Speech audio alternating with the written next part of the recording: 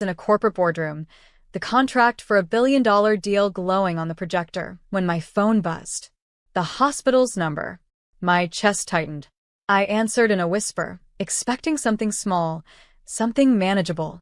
Instead, the nurse's voice cut through like glass. Your daughter is in critical condition. The world blurred. My pen slipped from my fingers, clattering on the polished mahogany table. Executives stared, confused. I barely heard them. Then came the part that hollowed me out completely. Your stepsister did this. And the detective won't act. Her husband is the CEO. For a second, I couldn't breathe. My name is Vanessa Reed, I'm 35. And if you think you know how this ends, stay tuned. What happens when power shields cruelty, until someone stronger decides to break the shield. I raced to the hospital, my heels pounding across sterile floors, the scent of antiseptic stinging my throat. My little girl lay motionless, tubes running from her arms, machines beeping in steady rhythm. My hand shook as I touched her skin, cold and fragile. The nurse leaned closer, her eyes wet. Your stepsister came in furious. Security cameras caught part of it, but the detective said his hands are tied. Her husband runs the company that funds his department. For hours, I sat there in silence, watching my daughter fight for each breath, rage simmering beneath the grief. They thought their money made them untouchable. They thought I was powerless. What they didn't know was who I really was. By morning, federal agents stormed their corporate offices, briefcases of warrants in hand, their voices commanding. Glass doors shattered under flashing lights, servers were carried out in black cases, employees scattered like birds startled from a wire. And as my phone lit up with headlines, I whispered to myself, this isn't revenge. This is justice. The hospital's walls pressed in around me that night, humming with the quiet cruelty of waiting rooms. My daughter's tiny hand rested in mine, pale against my skin, machines breathing for her when she couldn't. Every beep, every flicker of light carved fury deeper into my chest. But beneath the grief, my mind sharpened. My stepsister thought she could hide behind her husband's empire. She thought a badge in his pocket meant immunity. They had no idea who they were dealing with. By dawn, the news broke like wildfire. Federal agents raided CEOs' offices. Reporters swarmed the glass tower downtown, cameras capturing agents wheeling out files and servers. Anchors speculated about fraud, offshore accounts, political bribes. While the world gasped, my phone buzzed with messages from numbers I hadn't seen in years. Is this your doing? Vanessa, what happened? I didn't answer. Because this wasn't about them. This was about my daughter, lying in that hospital bed because cruelty had been allowed to grow roots under the protection of money. At noon, the detective who had dismissed the case the day before showed up at the hospital, his face pale, his voice trembling. Mrs. Reed, we're reopening the investigation. Things have changed. Changed. As if it was luck. As if it wasn't me. I looked him dead in the eyes. You ignored her blood yesterday. Don't pretend today is justice. This is cleanup. He couldn't hold my gaze. That evening, I stood by the window of my penthouse, city lights flickering like nervous eyes. My daughter slept, her breathing steadier now, nurses moving gently around her. My reflection in the glass looked nothing like the woman they had dismissed as family disappointment years ago. They had tried to erase me with words. They had tried to cage me with hierarchy. Now, I was the storm tearing through their illusion of safety. And the storm had only begun. The raid was only the first domino. By the third day, headlines screamed across every platform. Corporate fraud scandal unveiled. Employees whispered to reporters. Photos of shredded documents hit the internet, and the CEO, my stepsister's husband, vanished behind a wall of lawyers. But none of it mattered to me more than the sound of my daughter's breathing. I sat at her bedside, listening, waiting for her eyes to open. Each flutter of her lashes was worth more than the billion-dollar collapse unraveling outside. Still, justice wasn't finished. My stepsister hadn't been seen since that night. The family buzzed with excuses. She didn't mean it. She was overwhelmed. It's all exaggerated. They didn't know I had the footage. The nurse slipped me a USB drive, grainy hospital security video of my stepsister storming down the hallway, shouting, her hands pushing too hard, my little girl's scream echoing faintly before the camera cut. Proof. Enough to shatter every lie. I held the drive in my hand, cold metal pressing into my palm. For years, they had dismissed me, the quiet one, the unimportant one, the woman in the shadow of their power. But power doesn't last when truth has teeth.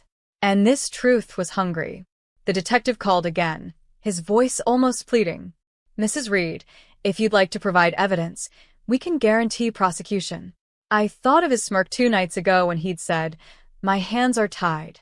Now his hands were shaking. I didn't answer right away. I stared at my daughter, her chest rising and falling, fragile but alive. This wasn't just about revenge anymore. It was about making sure they never had the power to hurt her or anyone else again. The 4th morning, the air in the hospital felt different. Nurses whispered in corners, their eyes flicking toward me with a mix of pity and respect. They had seen the headlines. They knew something was shifting. My phone buzzed again. This time, it wasn't the detective. It was my stepsister. A single, desperate message. We need to talk. Please don't let them destroy us. I stared at the screen, my jaw tightening. Us. She still thought we were bound together. That blood was a shield against consequence. I typed back one line. You did that yourself. Then I turned the phone face down. At my daughter's bedside, I brushed her hair gently from her forehead. She stirred, her eyes half opening for the first time. My throat tightened. You're safe now, baby. I promise. Outside the window, sirens wailed in the distance. The city was cracking open their empire, one subpoena at a time. By noon, the detective returned, his arrogance replaced by humility. Mrs. Reed, he said softly, we've received federal orders. Your stepsister is no longer untouchable. If you have the footage, he paused, almost ashamed. It could end this. I looked at him, holding the USB drive in my hand. For once, I didn't feel powerless. I didn't feel erased. I felt like the axis everything turned on. And for the first time, they couldn't stop me. That evening, I left the hospital for the first time in days. The city air was sharp, filled with flashing lights from news vans parked outside the courthouse. Reporters swarmed, chasing anyone connected to the scandal. I walked straight through them, the USB drive tucked safely in my purse.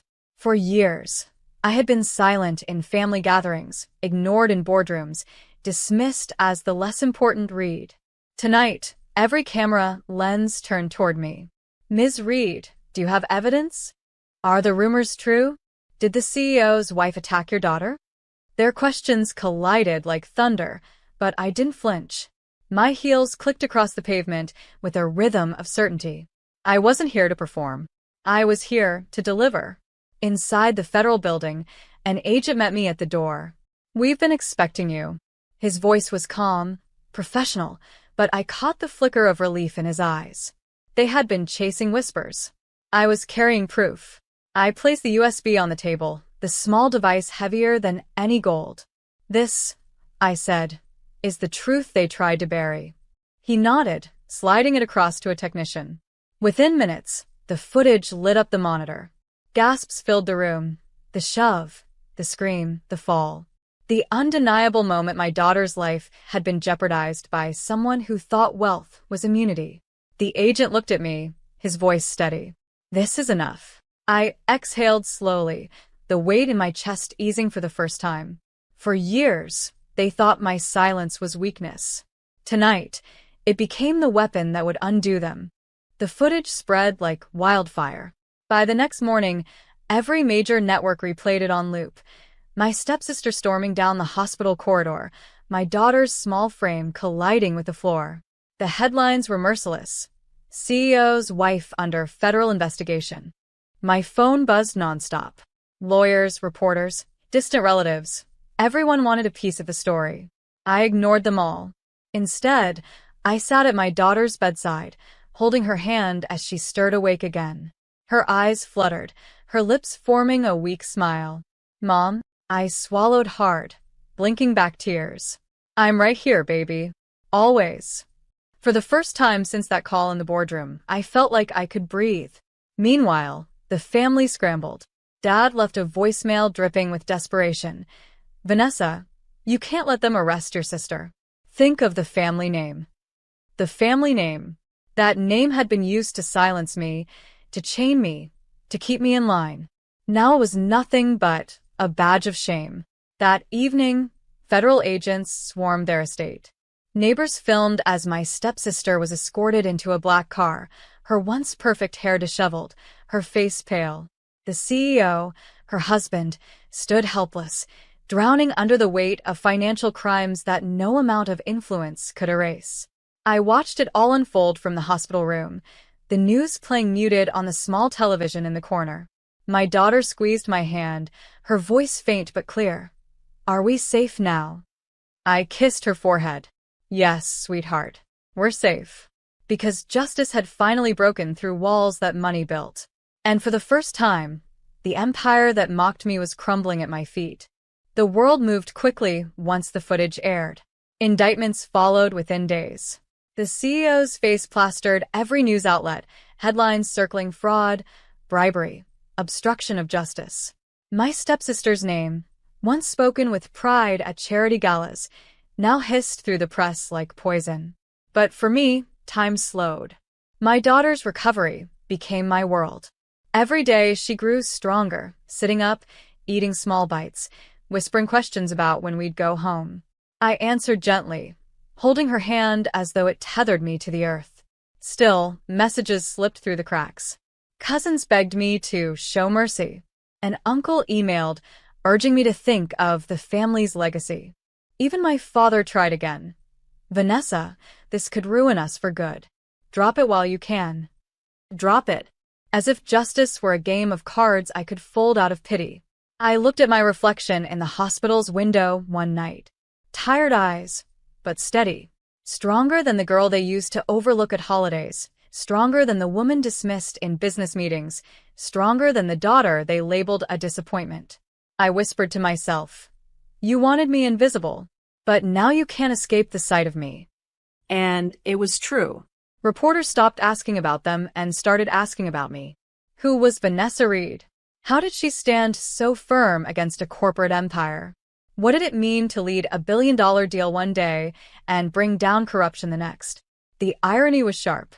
The very family that had spent years silencing me had handed me a louder voice than I'd ever dreamed of. And I intended to use it, not for revenge, for closure. The boardroom gleamed with glass walls and sharp suits. I stood at the head of the table, pen in hand, finalizing a billion-dollar deal that would secure my company's future. The room buzzed with anticipation until my phone vibrated. The hospital's number. I hesitated, then answered. A nurse's voice, steady but urgent. Your daughter is in critical condition. My hand froze, the pen slipping from my grasp. Executives stared as the words tore through me. I whispered, "What happened?" The nurse's next sentence felt like ice in my veins. Your stepsister did this, and the detective won't act. Her husband is the CEO. For a moment, the air left the room. The deal, the contracts, the $1 billion, all meaningless. My daughter, my only child, hurt. My name is Vanessa Reed, I'm 35. And if you think you know how this ends, stay tuned. What happens when cruelty hides behind power and discovers power can be broken? I rushed from the boardroom, heart pounding, heels striking marble. At the hospital, fluorescent lights buzzed overhead. My little girl lay still, machines keeping time in shallow beeps. I held her hand, cold and fragile, rage pressing against my ribs. They thought money was a shield. They thought influence would protect them. They didn't know who I was. By dawn, federal agents stormed their offices. Doors shattered. Servers seized. Headlines erupted. And my whisper turned into a vow. This isn't revenge. This is justice.